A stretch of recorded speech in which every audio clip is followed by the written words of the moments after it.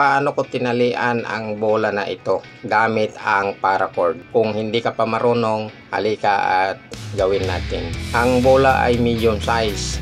Itong aking paracord ay 3 meters ang haba. Unang-una, kunin muna natin yung sentro ng paracord or yung tali na gagamitin natin. Kalahati ng radius ng bola, magmula sa gitna sa kabila at magmula din sa gitna dito sa kabila. Tapos ibuhol lang natin gamit ang overhand. Gawa tayo ng 3 overhand na magkakaparehas ng haba. Siguraduhin din natin na mahigpit yung pagkakatali ng overhand para hindi agad loose kung may lagay na natin.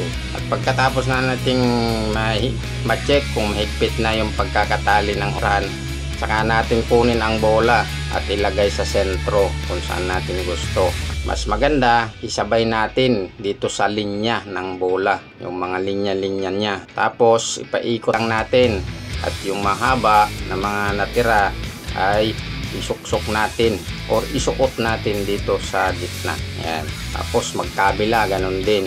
Isuot din natin. Tapos hilain natin at i-adjust habang hinihigpitan natin para maganda yung pagkakatali niya.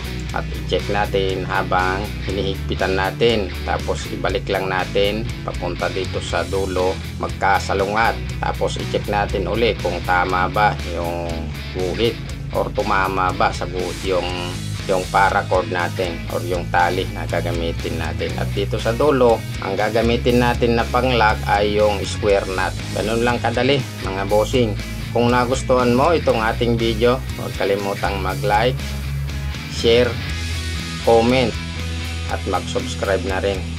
Maraming salamat!